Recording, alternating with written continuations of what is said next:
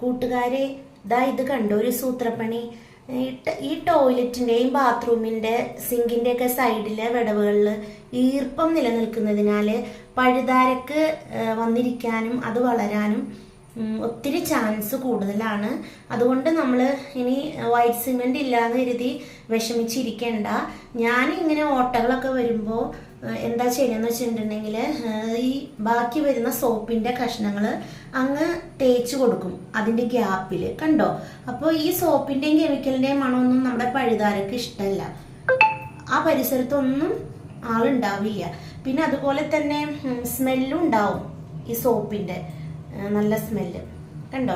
അപ്പോൾ എല്ലാവരും ട്രൈ ചെയ്യണേ. അതിന്റെ റിസൾട്ട് കണ്ടിട്ട് കമന്റ് ഇടാൻ മറക്കല്ലേ. പൊളിയാണ്, എൻ്റെ അനുഭവമാണ്. ഈർപ്പം പഴുതാരക്ക് ഇഷ്ടം, പക്ഷെ വെള്ളം ഇഷ്ടമല്ല. നമ്മൾ ഈ ഹോളിൽ വെള്ളം ഒഴിക്കുമ്പോൾ പഴുതാര പുറത്ത് വരും. അപ്പൊ അതിലൊക്കെ ഈ സോപ്പ് കഷ്ണം തേച്ച് കൊടുത്താൽ മതി. ഞാൻ വൈറ്റ് സിമെന്റ് അല്ല കേട്ടോ. പിന്നെ ഫ്ലോറിൽ തേച്ച് കൊടുക്കരുത്, കാരണം തെന്നി വീഴും. സൈഡിലെ വിടവുകളിലൊക്കെ, ചവിട്ടാത്ത സ്ഥലങ്ങളൊക്കെ തേച്ച് കൊടുക്കുക. സക്സസ് ആണ് റിസൾട്ട്.